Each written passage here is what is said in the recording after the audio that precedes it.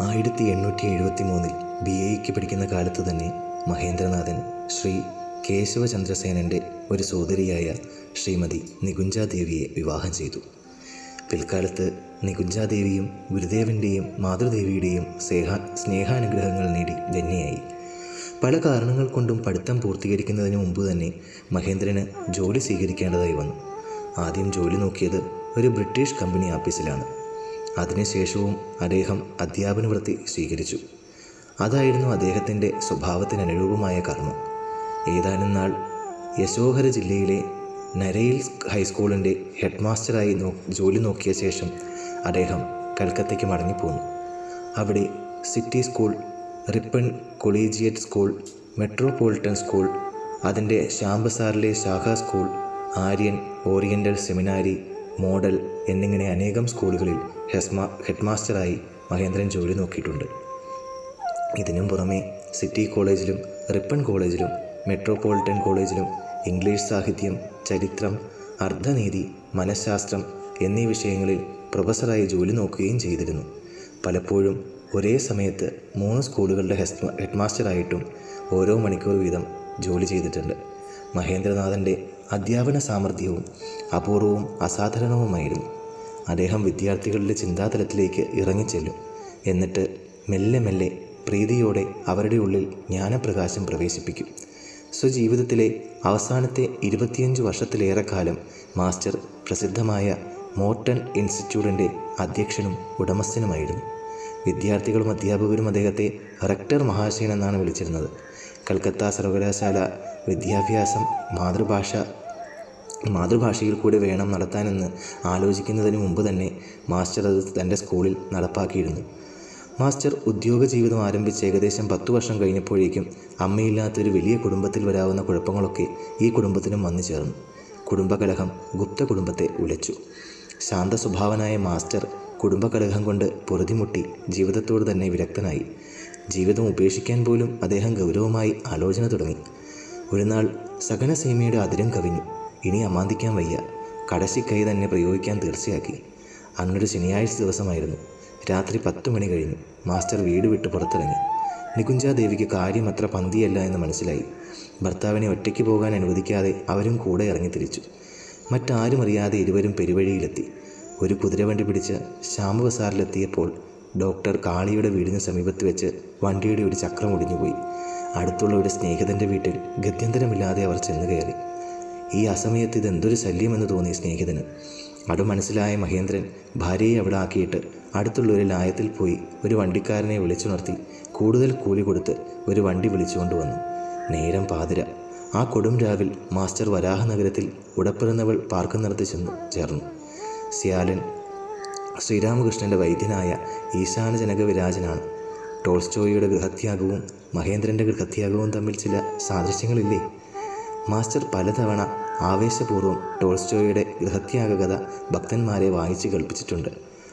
മാസ്റ്ററുടെ ദേഹം പരവശം, മനസ്സ് നൈരാശ്യപൂർണ്ണം. പ്രശസ്ത കവിയായ ഷെല്ലിയെപ്പോലെ മഹേന്ദ്രനെ നിശ്ചയിച്ചു.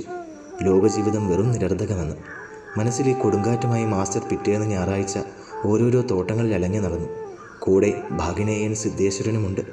സിദ്ധേശ്വരൻ ചോദിച്ചു, അമ്മാവാ, ഗംഗയുടെ കരയ്ക്ക് മനോഹരമായൊരു തോട്ടമുണ്ട്. ആ തോട്ടം കാണാൻ പോണോ? അവിടെ ഒരു പരമഹംസൻ പാർക്കുന്നുണ്ട്. ഉൾക്കാമ്പിൽ കൊടുങ്കാറ്റിരമ്പുന്ന ഈ അവസരത്തിൽ പോലും ഗംഗാതീരത്തിലെ പനിനീർ പൂക്കൾ നിറഞ്ഞ ചേതോഹരമായ ഈ മലർവാടി മാസ്റ്ററുടെ മനസ്സിനെ അപഹരിച്ചു. മാസ്റ്റർ പൂക്കൾ നോക്കുന്നു, മണക്കുന്നു, നനയ്ക്കുന്നു. ആഹാ, എത്ര മനോഹരമായ പൂക്കൾ! നേരം അന്തിയോടടുത്തു. മാസ്റ്റർ ശ്രീരാമകൃഷ്ണൻ്റെ മുറിയുടെ പുറത്ത് വരാന്തയിൽ വന്നു നിന്നു. ഗുരുദേവൻ കിഴക്കോട്ട് തിരിഞ്ഞ് ചെറുകട്ടിലിരിക്കുന്നു. തറയിൽ ഭക്തന്മാർ, മുറി നിറയെ ആളുകൾ. ഗുരുദേവൻ അരുളുന്നത് മാസ്റ്റർ കേട്ടു.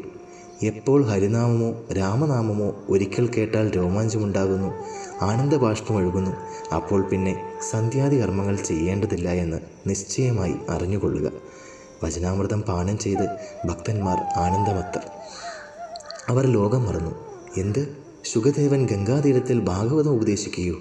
അതോ ശ്രീചൈതന്യൻ പുരിയിൽ അന്തരംഗ ഭക്തന്മാരോടൊത്ത് ശ്രീ ഭഗവാന്റെ നാമഗുണ കീർത്തനം ചെയ്യുകയോ എന്നിങ്ങനെ നനച്ചു മാസ്റ്റർ. സർവ്വതീർത്ഥങ്ങളും അവിടെ സമാഗമിച്ചതായി മാസ്റ്റർക്ക് അനുഭവപ്പെട്ടു.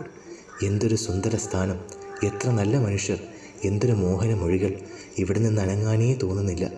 ദീപാരാധനയ്ക്ക് ശേഷം ക്ഷേത്രങ്ങളിൽ ദർശനം നടത്തിയിട്ട് മാസ്റ്റർ ഗുരുദേവൻ്റെ മുറിയിലെത്തി. അദ്ദേഹം മാസ്റ്ററോട് ഇരിക്കാൻ പറഞ്ഞു. എന്നിട്ട് വീട് എവിടെയെന്നും മറ്റുമുള്ള വിവരങ്ങൾ ചോദിച്ചു. അതിനിടയ്ക്ക് ഗുരുദേവൻ്റെ മനസ്സിനെ ആരോ അകത്തേക്ക് വലിക്കുന്നു. മീൻ ഇരവലിക്കും പോലെ ഗുരുദേവൻ ഭാവസമാധിയിൽ പ്രവേശിക്കുന്നു. എന്തോ ചിലതുകൂടി സംസാരിച്ച് മാസ്റ്റർ നമസ്കരിച്ച് യാത്ര പറഞ്ഞു. ആലോചനയായി. ഈ സൗമ്യനാര്? ഇദ്ദേഹത്തിൻ്റെ അടുത്ത് ഇനിയും വരണമെന്ന് ആഗ്രഹം തോന്നുന്നുവല്ലോ. മാസ്റ്ററുടെ മെയ് വരാഹനഗരത്തിലേക്ക് നീങ്ങുന്നു. മനമോ ശ്രീരാമകൃഷ്ണൻ്റെ അടിമലരിലും. അടുത്തുള്ള സന്ദർശനത്തിൻ്റെ ഫലമായി മാസ്റ്റർക്ക് ഒരാഴ്ച കൊണ്ട് ശ്രീരാമകൃഷ്ണനോട് വളരെ അടുത്ത ബന്ധമായി.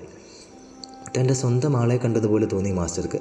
നെടുനാളത്തെ വിദേശവാസത്തിന് ശേഷം തിരിച്ചു വരുന്ന മകനെ അമ്മ വാത്സല്യ പുരസരം സ്വീകരിക്കും പോലെ ഗുരുദേവൻ മാസ്റ്ററെ സ്വീകരിച്ചു. ഒരു ദിവസം മുറ്റത്ത് നടന്നുകൊണ്ടിരിക്കെ മാസ്റ്റർ ധൈര്യം അവലംബിച്ച് തൻ്റെ ഉള്ളു തുറന്ന് ഗുരുദേവനെ കാണിച്ചുകൊണ്ട് പറഞ്ഞു, വഞ്ചനയുടെ ലീലാരംഗമായി ഈ ലോകത്തോട് വിടവാങ്ങുന്നതാണ് ശ്രേയസ്കരമെന്ന്.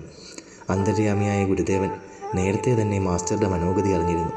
അദ്ദേഹം ഉടൻ അഭയമരളിക്കൊണ്ട് സ്നേഹപുരസരം മറുപടി നൽകി. ലോകത്തോട് വിടവാങ്ങിപ്പോകുന്ന കാര്യം നീ എന്തിനാണ് പറയുന്നത്?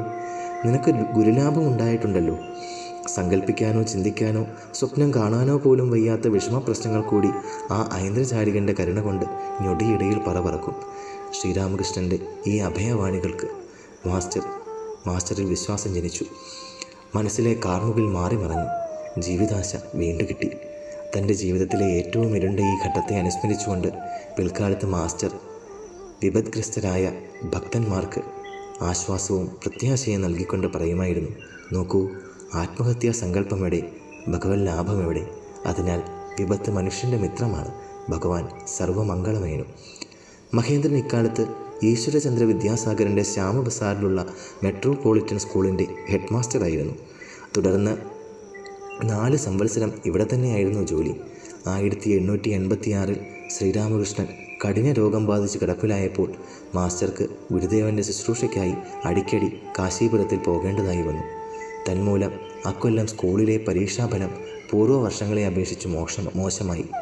അതിനാൽ വിദ്യാസാഗരൻ ഒരു ദിവസം വിളിച്ച് സ്നേഹത്തോടുകൂടി ഗുണദോഷിച്ചു. ഇക്കൊല്ലം അവിടെ കൂടുതലായി പോയിക്കൊണ്ടിരിക്കുന്നു.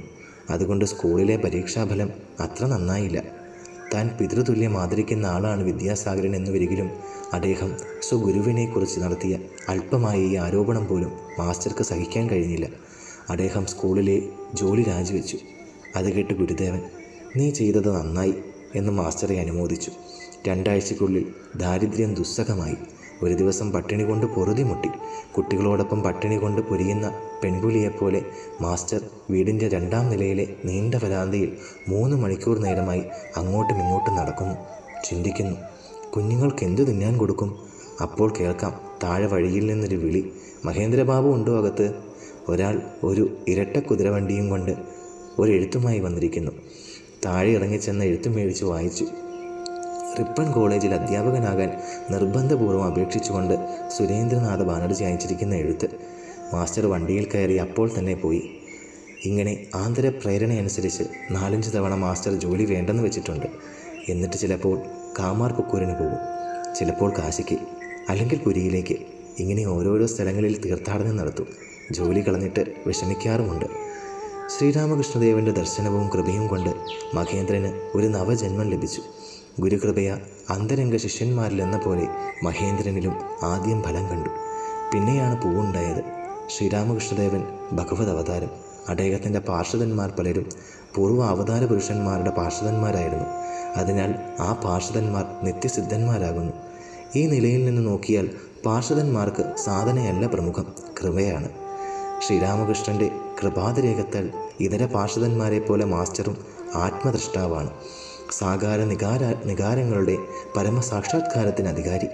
എന്നിരുന്നാലും മാസ്റ്ററെ കൊണ്ട് ഗുരുദേവൻ തീവ്ര സാധനങ്ങൾ പലതും ചെയ്യിച്ചു. ദക്ഷിണേശ്വരത്ത് സ്വസമീപം പാർപ്പിച്ച് ചെയ്യിപ്പിച്ചു. ലോകശിക്ഷണത്തിന് വേണ്ടി ബ്രഹ്മസമാജത്തിൻ്റെ ശിക്ഷണമനുസരിച്ച് മാസ്റ്റർ ആദ്യം നിരാകാര ധ്യാനം ശീലിച്ചു വന്നു. അക്കാലത്ത് ഗുരുദേവൻ മാസ്റ്ററെ നിരാകാരവും നിർഗുണവുമായ അഖണ്ഡ സച്ചിദാനന്ദത്തെ ധ്യാനിക്കുന്നതെങ്ങനെയെന്ന് പഠിപ്പിക്കാനായി മതിശീലൻ്റെ പൊയ്കയിലേക്ക് കൂട്ടിക്കൊണ്ടുപോയി. പെരിയ ജലാശയത്തിൽ വലിയ മത്സ്യം സ്വച്ഛന്തം സാനന്ദമാണ് സഞ്ചരിക്കുന്നു. ഗുരുദേവനരുളി, നിരാകാര ധ്യാനത്തിൽ ഈ വിധം ഭാവന ചെയ്യണം. ജീവൻ സച്ചിദാനന്ദ സാഗരത്തിൽ ഒരു മീനായി ആനന്ദത്തോടെ വിഹരിക്കുന്നു. അല്ലെങ്കിൽ അനന്തവും നിർമ്മലവുമായ ചിതാകാശത്തിൽ ജീവൻ ഒരു പക്ഷിയെ പോലെ പറക്കുന്നു. ഇത് സംബന്ധിച്ച് അഷ്ടാവക്ര സംഹിത വായിക്കാൻ ഗുരുദേവൻ മാസ്റ്ററെ ഉപദേശിച്ചു. പിന്നെ യോഗമാർഗത്തിലും മാസ്റ്റർക്ക് ശിക്ഷണം നൽകി. അക്കാലത്ത് അദ്ദേഹം അരുളി, ഗീതയിൽ യുക്താഹാര വിഹാരത്തിൻ്റെ കാര്യം പറഞ്ഞിട്ടുണ്ട്. അത് നോക്കി മനസ്സിലാക്കി കൊണ്ടുവരിക. മാസ്റ്ററുടെ സഹജഭാവം ശുദ്ധമായ ഭക്തിയായിരുന്നു. ഭക്തി സാധനയും ഗുരുദേവൻ മാസ്റ്ററെ കൊണ്ട് ചെയ്യിച്ചിട്ടുണ്ട്. ശ്രീരാമകൃഷ്ണൻ ദേവിയോട് അപേക്ഷിച്ചു, അമ്മേ, അവനെക്കൊണ്ട് സർവവും ത്യജിപ്പിക്കല്ലേ. സംസാരത്തിൽ വെച്ചുകൊണ്ടിരിക്കുന്ന പക്ഷം ആളുകളെ ഭാഗവതം കേൾപ്പിക്കാൻ ഇടയ്ക്കൊക്കെ ദർശനം കൊടുക്കണേ. അതിനാൽ ശ്രീരാമകൃഷ്ണൻ മാസ്റ്ററെ കൊണ്ട് ഗൃഹസ്ഥാശ്രമത്തിൽ പാർക്കാൻ വേണ്ട സാധനങ്ങളും ചെയ്യിച്ചിരുന്നു. അവതാര പുരുഷൻ്റെ പാർഷദനായ മഹേന്ദ്രന് പ്രതിമാസം അടുത്തൂൺ കിട്ടുന്ന രാജകുമാരനെ പോലെ വേണ്ടതൊക്കെ തനിയെ കിട്ടുമെന്നിരുന്നാലും അദ്ദേഹം ജീവിതകാലം എത്രയും കഠിന സാധനങ്ങൾ അനുഷ്ഠിച്ചിരുന്നു. ശ്രീരാമകൃഷ്ണൻ്റെ ദേഹത്യാഗത്തിന് ശേഷവും മാസ്റ്റർ ദക്ഷിണേശ്വരത്ത് പോയി സാധനകൾ ചെയ്തു വന്നു. ആഴ്ചയിൽ 3 ദിവസവും മറ്റും ചിലപ്പോൾ അദ്ദേഹം അവിടെ താമസിക്കാറുണ്ട്. 4 ദിക്കിൽ ജോലിയും ചെയ്തിരുന്നു. കുറേ നാൾ വെറും അവൽ മാത്രം കഴിച്ച് ജീവിച്ചതുകൊണ്ട് അടിസാരം പിടിപെട്ടു. സതീർത്ഥ്യരാരോ കണ്ടെത്തി വീട്ടിൽ കൊണ്ടുചെന്നാക്കി. പിന്നെ ഒരിക്കൽ വളരെ കാലം വരാഹനഗരമഠത്തിൽ സതീർത്ഥ്യരുടെയും സന്യാസികളുടെയും ഇടയിൽ വസിച്ചു. അവിടെ ശൗചത്തിന് വേണ്ടി കക്കൂസിനടുത്ത് തൊട്ടിയിൽ വെച്ചിരുന്ന വെള്ളം അതിപവിത്രമായി എനിക്ക് തോന്നിയിരുന്നു. ഞാനത് നെറുകയിൽ തളിക്കാറുണ്ട് എന്ന് മാസ്റ്റർ പറഞ്ഞിരുന്നു. 1890-ആം ആണ്ടിൽ 6 മാസക്കാലം തുടർച്ചയായി അദ്ദേഹം വരാഹനഗര മഠത്തിൽ പാർത്തു. അനന്തരം മാതൃദേവിയുടെ ആജ്ഞയനുസരിച്ച് വീട്ടിലേക്ക് മടങ്ങി. മാസ്റ്ററുടെ സുദീർഘ ജീവിതത്തിലെ എല്ലാ നാളും രാപ്പകൽ ഓരോ നിമിഷവും അധ്യാത്മ സാധനയായിരുന്നു. ഗുരുദേവൻ്റെ കാരുണ്യത്താൽ സാകാര നിരാകാര ദർശനത്തിൻ്റെ പരമാധികാരിയായ മാസ്റ്റർ ചേറുമീനിനെ പോലെയും പൊംസ്റ്റലിയെപ്പോലെയും ആമയെപ്പോലെയും താമരയിലയിലെ നീർത്തുള്ളി പോലെയും വലിയ ആളുകളുടെ വീട്ടിലെ വേലക്കാരിയെപ്പോലെയും ഗൃഹത്തിൽ പാർത്തു. മാസ്റ്റർ കയ്യിൽ എണ്ണ പുരട്ടിയിട്ട് ചക്ക മുറിച്ചു, ജനകരാജനെ പോലെ. സർവസംഘ പരിത്യാഗിയായ സന്യാസിയാകാൻ മാസ്റ്റർക്ക് ആജീവനാന്തം തീവ്രമായ ആഗ്രഹമുണ്ടായിരുന്നു. ഈ ആഗ്രഹം ഗുരുദേവനെ അറിയിച്ചപ്പോൾ അദ്ദേഹം അരുളി, അമ്മ എന്നോട് പറഞ്ഞു, നിനക്ക് അമ്മയുടെ വേല ചിലത് ചെയ്യേണ്ടതായിട്ടുണ്ട് എന്ന്. ആളുകളെ ഭാഗവതം കേൾപ്പിക്കണം. ഭാഗവത പണ്ഡിതനെ അമ്മ ഒരു ചരടിട്ട് കെട്ടി ലോകത്തിൽ വെച്ചിരിക്കുന്നു. പിന്നെയും സന്യാസത്തിന് നിർബന്ധം പിടിച്ചപ്പോൾ ഒരു നാൾ സന്ധ്യയ്ക്ക് ശേഷം സമാധിയിൽ നിന്നും യുദ്ധിതനായ ശ്രീരാമകൃഷ്ണൻ അരുളി, ആരും നിരീക്കേണ്ട, ഞാനില്ലെങ്കിൽ അമ്മയുടെ കാര്യമൊന്നും നടക്കുകയില്ല എന്ന്. വെറും പുല്ലിൽ നിന്ന് അമ്മയ്ക്ക് വലിയ വലിയ ആചാര്യന്മാരെ തയ്യാറാക്കാൻ കഴിയും. ഗുരുദേവൻ്റെ ഇച്ഛയ്ക്ക് മുമ്പിൽ ആത്മസമർപ്പണവും ചെയ്തുകൊണ്ട് മാസ്റ്റർ ഗൃഹത്തിൽ തന്നെ വിരക്തനായി വാണു. ശ്രീരാമകൃഷ്ണൻ സുഭക്തന്മാരെ മാസ്റ്ററുടെ അടുത്ത് അയക്കാറുണ്ട്. ഭക്തന്മാർ വന്നാൽ മാസ്റ്റർ അനവരതം ഗുരുദേവൻ്റെ മാഹാത്മ്യം കീർത്തിച്ചുകൊണ്ടിരിക്കും. എപ്പോൾ എവിടെ വെച്ച് കണ്ടാലും മാസ്റ്റർ ആഗന്തുകനെ ശ്രീരാമകൃഷ്ണ കഥാമൃതം കുറച്ച് പാനം ചെയ്യിക്കാതെ വിടുകയില്ല.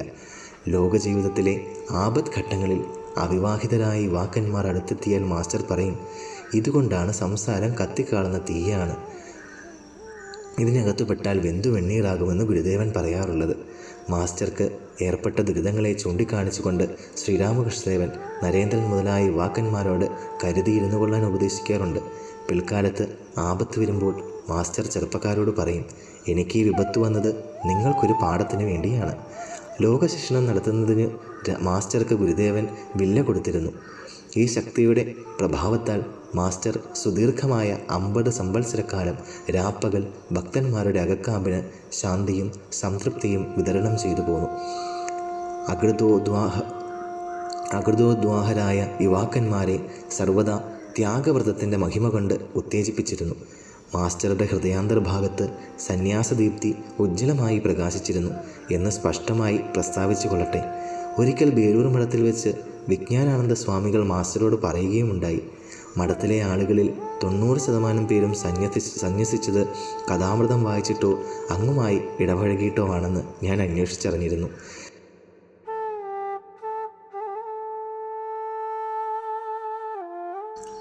മാസ്റ്ററുടെ ജീവിതത്തിൻ്റെ അനശ്വര കീർത്തി കഥാമൃതമാണ്. ഈ ഗ്രന്ഥം ആധ്യാത്മലോകത്തിൽ ഒരു പുതിയ മാർഗം തുറന്നിരിക്കുന്നു. നാളും പക്കവും തീയതിയും കൊടുത്തുകൊണ്ട് ഇതുമാതിരി ഒരു ഗ്രന്ഥം മുമ്പുണ്ടായിട്ടില്ല. അതിനാലാണ് വിവേകാനന്ദ സ്വാമികൾ മുക്തകണ്ഠം പ്രശംസിച്ചുകൊണ്ട് ഇങ്ങനെ എഴുതിയത്, അങ്ങ് ശ്രീരാമകൃഷ്ണൻ്റെ നേരായ രൂപം കണ്ടെത്തി. അതെ, അത് അത്യാശ്ചര്യകരമായിരിക്കുന്നു. തികച്ചും അഭൂതപൂർവമാണ് ഈ സംരംഭം. ഈ മഹത്തായ കൃത്യം താങ്കൾക്കായി നീക്കിവെക്കപ്പെട്ടതായിരുന്നു. ശ്രീ മാതൃദേവി ഒരിക്കൽ എഴുതി അയച്ചു. ഒരു ദിവസം നീ കഥാമൃതം വായിക്കുന്നത് കേട്ടപ്പോൾ അദ്ദേഹമാണ് ഇതെല്ലാം പറയുന്നതെന്ന് എനിക്ക് തോന്നി. ശ്രീരാമകൃഷ്ണ കഥാമൃതം ഇംഗ്ലീഷിൽ ഗോസ്പൽ എന്ന പേരിൽ 1897 ആദ്യം പുറത്തു വന്നു. ബംഗാളിയിൽ പ്രഥമ ഭാഗം 1902 പ്രസിദ്ധപ്പെടുത്തിയത്. രണ്ടാം ഭാഗം 1904, മൂന്നാം ഭാഗം 1908, നാലാം ഭാഗം 1910, അഞ്ചാം ഭാഗം 1932. അനേക ഭാഷകളിൽ ഇതിന് വിവർത്തനങ്ങൾ ഉണ്ടായിട്ടുണ്ട്. മാസ്റ്ററുടെ കാരുണ്യം കൊണ്ട് അനേകം ആളുകൾ ശ്രീരാമകൃഷ്ണനെ ദർശിച്ചു. ഉത്തമ ലക്ഷണങ്ങളുള്ള ശിഷ്യന്മാരെ അദ്ദേഹം ഗുരുദേവൻ്റെ അടുക്കൽ പോയിരുന്നു. കഥാമൃതത്തിലെ രാഘാൻ, ബാബുരാമൻ, സുബോധൻ, ശാരദാപ്രസന്നൻ, പൂർണ്ണൻ, കൊച്ചുനരൻ, ക്ഷീരോദൻ, നാരായണൻ, തേജചന്ദ്രൻ, പള്ളു മുതൽ പേർ മാസ്റ്ററുടെ ശിഷ്യന്മാരായിരുന്നു. മാസ്റ്റർ ദീർഘദൃഢകായൻ, ഗൗരവർണ്ണൻ, മുഖം പ്രശാന്ത ഗംഭീരം, ഉയർന്ന നെറ്റിത്തടം, വിശാലമായ മാറിടം, കാൽമുട്ടുവരെ എത്തുന്ന കൈകൾ, പ്രേമം പൊഴിക്കുന്ന വിശാല നേത്രങ്ങൾ, മാറിടം മറച്ചുകൊണ്ട് വിളങ്ങിയിരുന്ന വെള്ളത്താടി, സൗമ്യദർശനനും മധുരഭാഷയും രാമകൃഷ്ണ ഗതപ്രാണനും മഹാമനീഷിയും നമ്രതാമൂർത്തിയുമായ ഈ യോഗിയുടെ ജീവിതം രാമകൃഷ്ണ ഗുണകീർത്തനത്തിന് വേണ്ടി മാത്രമാണ്. ഹരിരസ പാനമത്തനായ ഈ മഹർഷിയെ കണ്ടാൽ ഹരിപ്രേമോന്മത്തരായ നാരദാദികളെ ഓർമ്മ വരും. ജന്മനാ തന്നെ അനേകം സദ്ഗുണങ്ങൾക്ക് വിളനിലമായിരുന്നു മാസ്റ്റർ. ഈശ്വരവിശ്വാസം, വിനയം, ശ്രദ്ധ, മധുരഭാഷണം, മോഹന സ്വഭാവം, അത്ഭുതമേധ, അസാധാരണ സ്മൃതി, അന്തർദൃഷ്ടി, പ്രശാന്ത ഗംഭീര സ്വഭാവം മുതലായ സദ്ഗുണങ്ങൾ ആ ജീവിതത്തിൽ തിളങ്ങി വിളങ്ങി. ആജീവനാന്തം ജ്ഞാനതൃഷ്ണയും വിദ്യാസമ്പാദനവും ആ ജീവിതത്തിൽ കാണാമായിരുന്നു. സദ്ധർമ്മനിരതത്വം, ദീനദയാളിത്വം, ആത്മസംയമം, ദയ, ദാനം, സേവനം തുടങ്ങിയവയും മാസ്റ്ററുടെ ജീവിതത്തെ അലങ്കരിക്കുന്ന സദ്ഗുണങ്ങളാണ്. ഒരു വിദ്യാർത്ഥിയെപ്പോലെ എൻസൈക്ലോപീഡിയ ബ്രിട്ടാനിക്ക എന്ന മഹാവിശ്വകോശം അദ്ദേഹം പെൻസിൽ കൊണ്ട് അടയാളപ്പെടുത്തി ശ്രദ്ധിച്ചു പഠിക്കുമായിരുന്നു. വിദ്യാസമ്പാദന കാര്യത്തിൽ ഭക്തന്മാരെ മാസ്റ്റർ വളരെയേറെ പ്രോത്സാഹിപ്പിക്കാറുണ്ട്. ബ്രഹ്മവിദ്യയുടെ തൊട്ടടുത്ത സ്ഥാനം തന്നെ അദ്ദേഹം ലൗകിക വിദ്യയ്ക്ക് നൽകിയിരുന്നു.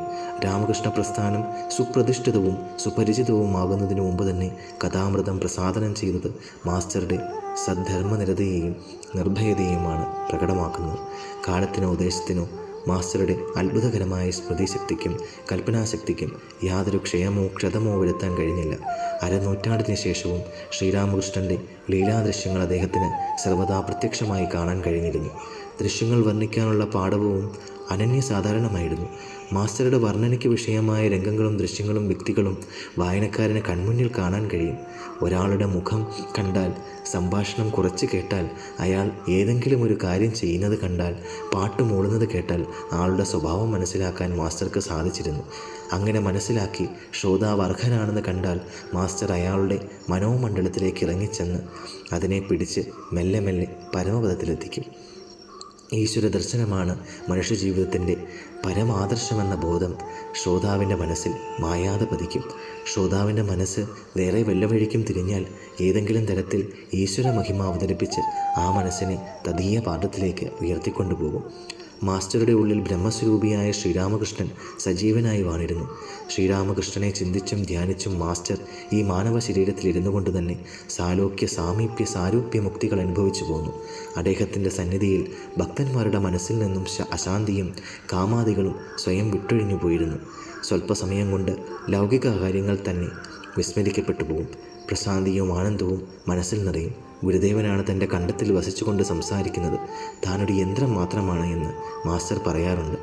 ദേവത, മഹാപുരുഷൻ, തീർത്ഥം, പ്രസാദം, സന്യാസി ഇവ ഈശ്വരൻ്റെ സാക്ഷാൽ സജീവ വിഭൂതികളാണെന്ന് മാസ്റ്ററുടെ ജീവിതത്തിൽ നിന്ന് ഭക്തന്മാർക്ക് കാണാൻ കഴിഞ്ഞിരുന്നു.